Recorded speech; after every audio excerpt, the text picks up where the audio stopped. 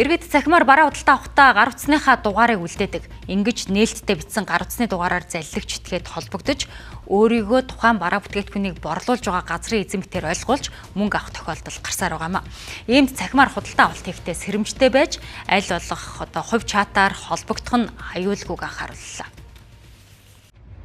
Цахим орчинд үйлдэгдэж буй залиланд өртсөн нэгэн иргэний бодит жишээг тантай хуваалцъя. Иргэн О 70 настай. Тэрээр ихэвчлэн цахимаар худалдан авалт хийдэг. За ингэхдээ өөрийнхөө гар утасны дугаарыг Facebook-ын сэтгэгдэл хэсэгт үлдээдэг.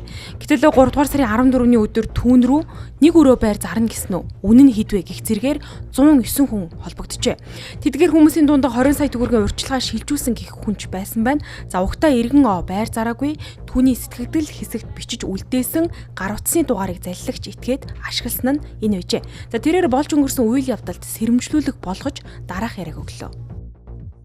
Миний хувьд бол нөгөө бас витамин энэ зардаг болохоор талчаад хэлсэн баггүй гэж тийм зайлтанд өгчээ. Тэр чинь өстой хангалттай сайн ашиглаж захин зайлтанд хэрэглэдэг юм байх шүү гэдгийг бас давхар бодож явах хэрэгтэй байна. Ер нь ямар бараа бүтээгдэхүүн захиалгаж байгаа вэ гэж асуугаад яг нэг онлайн шопоос холбогдож байгаа юм шиг тэгж холбогдож асуусан за урьдчилгаа 50% хийх ёстой гэдэм аа эхлээд тэгээд яг бараа ирсний дараа 50% авна.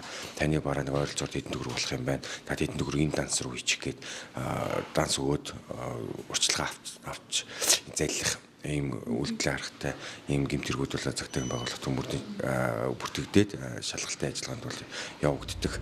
Цахимаар үлдэгдэж байгаа гэмтэргийг өнгөрсөн жилийн энэ үетэй харьцуулахад буурсан үзүүлэлттэй байна. Хэрвээ цахимаар худалдан авалт хийх явцдаа залилуулсан бол цаг алдалгүй цагдаагийн байгууллагын 102 утсанд хандахыг зөвлөж байна. За учир нь иргэд залилуулсан үедээ цагдаад мэдэгдэхгүй хугацаа алдснаас үүдэж залилагч этгээдийг олж тогтооход хүндрэл учруулдаг гэлээ. Тэгвэл цахим орчиндөө залилан хийсэн тохиолдолд эргэн хуулиар нийт тустай ажил хийлгэх, зорчих эрхийг хязгаарлах, эсвэл хорих ял шийдэхээр заасан байдаг.